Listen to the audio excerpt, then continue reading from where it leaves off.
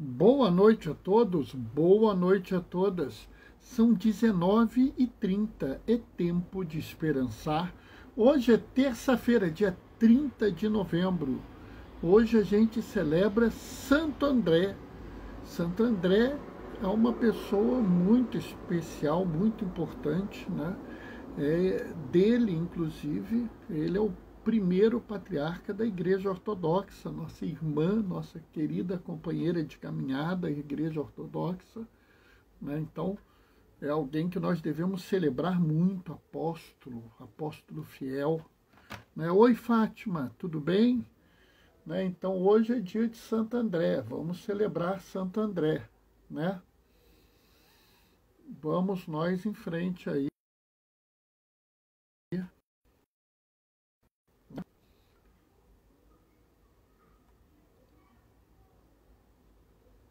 Paz e bem, Fátima.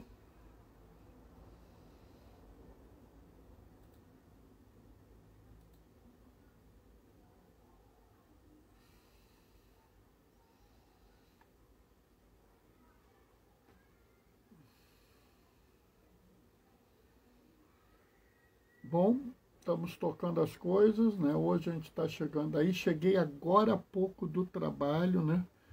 Literalmente nem consegui ainda tomar banho. Eu vim correndo, porque hoje eu me atrasei um pouquinho para a saída. Muita coisa, muita gente com quadro de gripe, né? Não é só Covid, não. Paz e bem. Não é só Covid, não. Tem muita gente com quadro de gripe. Se você não tomou vacina para gripe, corre para tomar antes que acabe, porque já tem posto que está ficando sem vacina de gripe, né? É uma preocupação que eu tenho à parte atualmente, né? Porque é muito caso. É uma coisa que está me levando a uma certa preocupação, né? Então,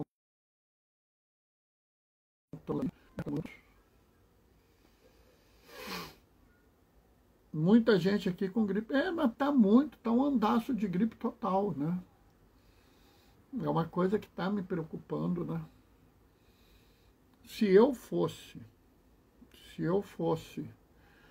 o, alguém da Secretaria Municipal de Saúde, eu estaria sequenciando todos os pacientes com gripe, porque eu não sei se isso não é uma variante da gripe A, né? A gente tem que estar alerta aí para avaliar o que é isso, né? Vou ficar mais dentro de casa. Olha, eu se pudesse também ficava, infelizmente, ou felizmente, eu não sei, nem infelizmente, eu tenho que cuidar do povo, tenho que sair, né, fazer o meu compromisso, então já viu. Não tem muita saída, né? Oi, Fátima, paz e bem. Estamos aí, estamos juntos, né? Vamos nós aí resolvendo sempre as coisas. Hoje, como eu falei, é dia do nosso querido Santo André, apóstolo fiel, homem dedicado à igreja, pai da igreja, nossa igreja ortodoxa, né? Então, alguém que a gente deve considerar muito, né? E é uma pessoa que a gente tem que prestar sempre a devida homenagem, né? E ele acaba nos levando a interessante hoje que eu queria fazer, né? Ontem eu consegui fazer a reflexão, né, do que é ter fé na visão de Jesus. E hoje acho que a gente pode aproveitar nossa visão para discutir o que é Jesus. Eu acho que é legal a gente poder fazer essa reflexão, né? Daqui a pouquinho a gente vai começar, né? Entendeu? Vamos esperar mais um pouquinho, tá quase na hora da gente começar. Quem é que chegou? Paz e bem. Eu estou aqui fazendo, acabei de chegar, mal tive tempo de nada, pessoal. Né? Mas estamos aí. Né? Bom, mais um pouquinho a gente vai começar. Só mais um pouquinho. Vamos nós. O Senhor esteja convosco. Ele está no meio de nós. Proclamação do Evangelho de Jesus Cristo, segundo Mateus. Oi, Patrícia, paz e bem. Quando Jesus andava à beira do mar da Galileia, Simão, chamado Pedro, e seu irmão André estavam lançando redes ao mar, pois eram pescadores. Jesus disse a eles: segui-me, e eu farei de vós pescadores de homens. Eles imediatamente deixaram as redes e o seguiram. Caminhando um pouco mais, Jesus viu outros dois irmãos, Tiago, filho de Zebedeu, e seu irmão João. Estão na barca com seu pai Zebedeu, consertando as redes. Jesus os chamou. Eles imediatamente deixaram a barca e o pai e o seguiram. Palavra da salvação. Glória a vós, Senhor, comenta a Fátima. Sabe, pessoal, a leitura de hoje é uma leitura muito importante, ela tem um significado à parte, né? Ontem eu falei sobre o que é ter fé na visão de Jesus. Bernardo, na visão de Jesus, pode olhar. Olha lá a live de ontem que você vai ver que eu expliquei isso. O que é ter fé para Jesus. E hoje, terça-feira da primeira semana do Advento, eu acho que a gente pode aproveitar para pensar como seguir Jesus. O que fica na vida da gente seguir Jesus? O que Jesus nos pede quando fala para que nós devemos segui-lo? Porque, sabe, é muito interessante, porque as pessoas, elas criaram uma coisa que é seguir Jesus, mas que a gente não vê isso no Evangelho. A gente não vê isso no Atos dos Apóstolos. A gente vê uma outra coisa na leitura. Então, achei que era importante hoje, no segundo, na terça-feira da primeira semana do Advento, a gente está se preparando para a chegada, para a encarnação, que a gente refletisse um pouco sobre o que significa seguir Jesus. Eu acho que é uma pergunta válida. Então, vamos ver. Primeiro, Jesus chamou aqui seus 4 primeiros discípulos, entre eles André, que nós celebramos hoje, né? André, que é o pai da Igreja Ortodoxa, é o primeiro patriarca da Igreja Ortodoxa. Pedro, que é o primeiro papa da Igreja Católica. Nota como as duas igrejas são muito próximas. Elas vêm de um mesmo pai. E elas tiveram como seus primeiros 2 irmãos. Olha que coisa interessante. Mas vamos continuar. Ele chama 4 pescadores que estão na Galileia. Tem alguma importância isso? Tem. Eu já falei para vocês sobre o significado do mar para um judeu. O judeu, ele vive pela teologia da aliança, ou seja, se eu sigo a Deus, eu tenho 3 bênçãos: descendência, né, saúde e riqueza. E riqueza naquela época era terra. Aliás, até hoje, né, a riqueza ela é expressa pela propriedade, né? Então, a terra era o sinal que você seguia a Deus. Viver com grandes quantidades de terra era sinal que você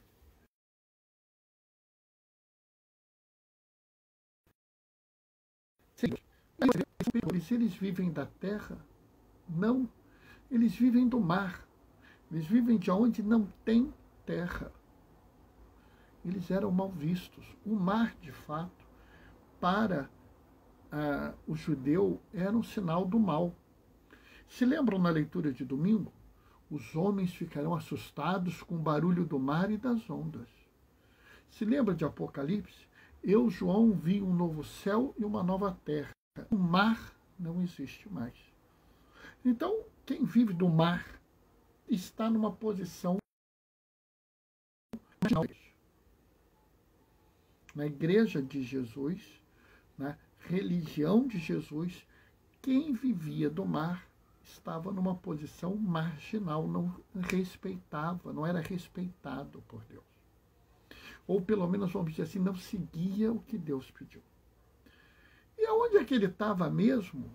Ele estava na Galileia. Vamos nos lembrar que a região que a gente considera Israel era dividida em partes, né? A Judéia aqui no sul, né? Judá no centro, onde ficava Jerusalém, e a Galileia. A Judéia era a região dos judeus. Judá já era um local meio complicado, tinha Samaria, tinha Cananéia, era um lugar que não era muito bom ali não, né? Mas para a Galileia era terra de pagão. Então, olha bem, que coisa interessante, aonde Jesus foi buscar os seus primeiros apóstolos? Na Galileia, que é terra de pagão, entre pescadores, que são pessoas mal vistas. Ele foi buscar que provavelmente eram judeus, mas que viviam na terra dos pagãos, vivendo do mar. Ou seja, ele não foi buscar os grandes, os poderosos, os entendidos, os doutores da lei, os peritos no Código de Direito Canônico, nos biblistas. Não, ele foi buscar o povo. Ele foi buscar aqueles que ninguém respeita, ninguém reconhece a dignidade. E por que disso? Porque esse é o caminho de Jesus. Ele vira e fala assim, venham comigo, eu vou transformá-los em pescadores de homens. Ele não falou assim, vem comigo que eu vou te levar para o reino, vem comigo que eu vou te levar para o bem bom, vem comigo porque você vai comer da melhor carne, vai ter a melhor roupa, você só vai falar para os ricos e poderosos e eles vão te reconhecer. Não, ele não faz distinção nenhuma. Ele fala assim, vem comigo e eu vou te chamar para cuidar das pessoas. Né? Porque para Jesus vive numa sociedade que só era gente os homens. Então, quando ele fala isso, ele está falando qualquer pessoa. Né? Então, ele fala assim, vem que eu vou levar as pessoas, para vocês trazerem as pessoas para perto de mim. Mas, em momento algum, você vê Jesus se preocupando com as pessoas que são lindas, maravilhosas, que são grandes conhecedoras da fé. Não. Ele está preocupado com o pobre, com o miserável, com o doente, com o estrangeiro, né? Com a mulher perseguida. Né? Ou seja, seguir Jesus é ir ao encontro daquele que está à margem da sociedade, daquele que está à margem da igreja. É por isso que o Papa Francisco nos chama a uma reflexão desde o início do seu pontificado, para que nós sejamos uma igreja em saída. Desde o início do seu... Isso tem sido uma constância na vida dele. Ele vive nos chamando. Ah, mas fulano é bem, sabe, ele não está muito de acordo, e vai lá. Né? Quando questionaram a primeira vez a celebração da última ceia numa cadeia. Mas o senhor vai fazer a celebração da última ceia numa cadeia? Ah, eu vou porque eu fico muito perturbado. Voltou. Mas você vai fazer a celebração na cadeia? Vou. Mas por que, Bernardo? Por que, Papa Francisco? Por que você vai fazer a celebração na cadeia? Ah, eu fico muito perturbado. Eu podia ser um desses presos. Mas o senhor é o Papa. O senhor, como o senhor podia ser um desses presos? Eu também sou um pecador. É muito interessante você ver que o Papa, eu também sou um pecador. Ele não se exclui, porque ele se entende como um membro da igreja, um dos que segue Jesus, um homem da igreja em saída, né? Dom Pedro Casaldaglia, ele uma vez estava conversando com um conhecido meu, né? O Pedro. Oi, Ana Paula, paz e bem. E assim, pois não, Dom Pedro. Era até gozado que o Pedro a gente chama de Pedrinho. Mas Dom Pedro Casaldaglia não gostava de ser chamado de Dom. Ele chamava-se de Pedro. Então era, Pedrinho, eu quero um favor. Pois não, Pedro. É interessante esse diálogo, né? E ele falava assim, Pedrinho, eu quero saber quem é que está me criticando. Quais são as críticas que tem comigo. Vê aí com os líderes das comunidades quais são as críticas que eles têm comigo. E aí o Pedro Ribeiro, mas Pedro, o senhor já recebe tanta crítica, como é que o senhor quer ouvir crítica dos líderes agora? E ele fala uma coisa, olha a profundidade. De quem não gosta de mim, eu conheço todas as críticas, eu estou preocupado com as críticas de quem gosta de mim. Isso é uma visão do que hoje o Papa Francisco nos chama a refletir sobre a sinodalidade.